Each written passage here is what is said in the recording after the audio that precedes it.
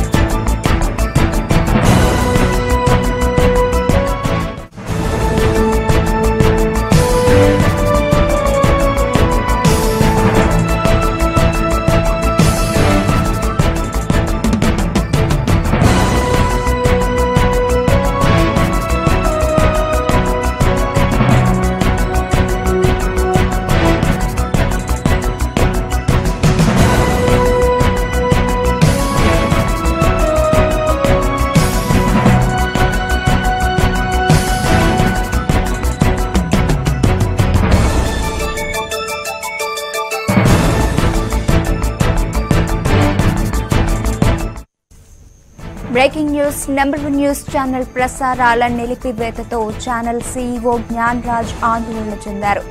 ఈ క్రమంలోనే ఆయనకు గుండెపోటు వచ్చినట్లుగా తెలుస్తోంది. ఆయనకు హైదరాబాద్ యశోద ఆసుపత్రిలో చికిత్స అందిస్తున్నారు. దీనికి సంబంధించి పూర్తి డీటెయిల్స్ మా ప్రతినిధి ఇనార్డిని అడిగి తెలుసుకుందాం. ఇనార్డి, చెప్పండి, ప్రస్తుతం జ్ఞాన్ రాజ్ పరిస్థితి ఏ విధంగా ఉంది? రేవతి, దీనికి సంబంధించి నెంబర్ 1 న్యూస్ ఛానల్ పై ఏపీ కక్ష సాధింపు చర్యలో భాగంగా దాదాపు వారం రోజులుగా ప్రసారాలను నిలిపివేయడం జరిగింది. అయితే ప్రసారాలను నిలిపివేసిన నేపథ్యంలో number 1 news channel CEO Gyan Raj గారు మనస్తాపం చెందారు. గత వారం రోజులుగా ఇదే విషయమై తీవ్ర ఒత్తిడికి గురయ్యి తర్వాత చాలా మంది అంటే ఉద్యోగులతో చాలా మందితో ఆయన అసలు మాట్లాడడం జరుగుతూ ఉంది. అంటే ప్రసారాలు నిలిపివేసి తర్వాత ఇబ్బందికర పరిస్థితులు నెంబర్ 1 ఛానల్ ఉంటే ఎంతో మంది ఈ నెంబర్ 1 న్యూస్ ఛానల్ పై ఆధారపడి బతుకుతున్న పరిస్థితి ఏంటి, ప్రభుత్వం ఎందుకు ఈ రకమైన కక్ష సాధింపు చర్యలు పాల్పడుతుందని చెప్పినా కూడా చాలా రోజులుగా ఆయన గత వారం రోజులుగా ఆయన ఈ ప్రస్తావన తీసుకురావడం జరుగుతుంది. అయితే ఈ రోజు కూడా ఉదయాన్నే ఆఫీస్కి రాగానే అనేక చోట్ల నెంబర్ 1 న్యూస్ ఛానల్ ను ప్రభుత్వం నిలిపివేసింది, ఎక్కడ కూడా న్యూస్ ఛానల్ రాకుండా ఆపివేసిందని చెప్పన్న వార్త ఆయన కలచెందేందుకు గురైంది. అయితే ఎప్పుడైతే ఈ వార్త తెలిసిందో వెంటనే ఆయన ఒక్కసారిగా కుప్పకూలిపోవడంతో సీఈఓ జ్ఞాన్ రాజ్ గారిని వెంటనే సికింద్రాబాద్ యశోద హాస్పిటల్కి చికిత్స నిమిత్తం పంపించిన. ప్రస్తుతం అయితే మాత్రం జ్ఞాన్ రాజ్ గారి పరిస్థితి ఆందోళనకరంగా ఉంది తెలుస్తా ఉంది. ఏదైనప్పటికీ ప్రస్తుతం జరుగుతున్న పరిణామాలు రోజు రోజుకి ఛానల్ మీద అంటే కొంతమంది ఫోన్లు చేసి బెదిరించడమే కాకుండా ఛానల్ ఆపేందుకు ప్రభుత్వం కుట్రపూరితంగా అనేక చోట్ల ఎక్కడ కూడా ఛానల్ కనిపించకుండా చేయాలి అంటే సామాన్యుడి చేతిలో సామాజిక హస్తం అంటూ సామాన్యుడి పట్ల పోరాడడానికి దిగిన నెంబర్ 1 ఛానల్ గతంలో అనేక సార్లు బెదిరింపుకాల్సి వచ్చాయి. ఇప్పుడు భద్రత పద్మనాభకు సంబంధించి దీక్ష విషయంలో కూడా అనేక సార్లు బెదిరింపుకాల్సి వచ్చాయి. అయినా కానీ సామాన్యుడి పక్షం నిలబడేందుకు సిద్ధపడ్డ నెంబర్ 1 ఛానల్ ఇలాంటి బెదిరింపులకు లొంగలేదు. ఈ నేపథ్యంలోనే ఇలాంటి బెదిరింపులకు లొంగలేదు కాబట్టి అసలు ఛానల్ నే కనిపించకుండా చేయాలి, అసలు ఛానల్ సిగ్నల్స్ ఆపేస్తా అన్న బెదిరింపు రాజు వచ్చిన నేపథ్యంలో గతంలో నెంబర్ 1 ఛానల్ సీఎండీ సాయిశంకర్ గారు చాలా స్పష్టంగా చెప్పడం జరిగింది.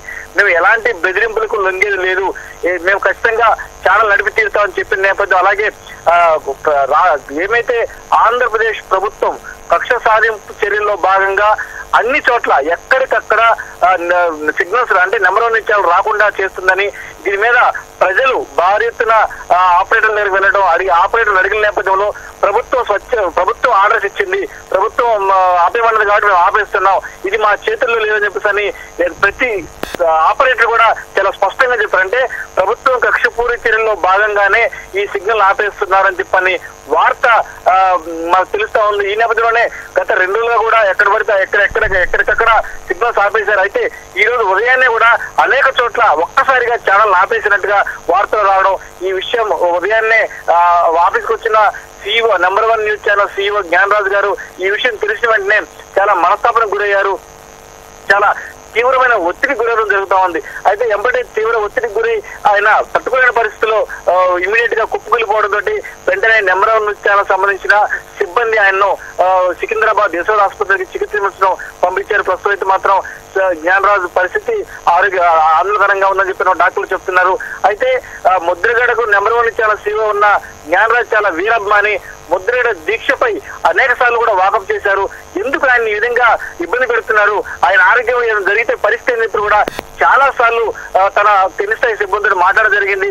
తన తోటి సిబ్బందితో మాట్లాడి ఆయన ఎందుకు ప్రభుత్వం ఈ విధంగా కక్షాదింపులు చేస్తా ఉందని చెప్పిన కూడా ఆయన ముద్రగడ పద్మనాభం దీక్ష సమయంలో ఆయన పరిస్థితి విషమంగా ఉందని చెప్పినప్పుడు కూడా చాలా సార్లు ఆయన మనస్తాపానికి గురి కావడం కాకుండా చాలా ఆందోళన గురవడం జరుగుతా ఉంది. అయితే ఒకవైపున ముద్రగడకు సంబంధించి వీరాభిమాని అయిన జ్ఞానరాజు ఈ రకంగా ముద్రగడ మీద కక్షాదింపులు చేయడం, మరోవైపున నెంబర్ 1 న్యూస్ ఛానల్ సంబంధించి కూడా ఏమైతే సామాన్యుడి చేతిలో సామాజిక అవసరం అంటూ కూడా ఛానల్ మొదలు పెట్టడం, ఈ ప్రజల పక్షాన ఉండి పోరాడుతున్న ఛానల్ ఎక్కడికెక్కడ ఆపేయమని చెప్పని డైరెక్ట్ గా ప్రభుత్వమే పూనుకొని ప్రభుత్వం ఆర్డర్ ఇచ్చిందని చెప్పి తెలుస్తా ఉంది.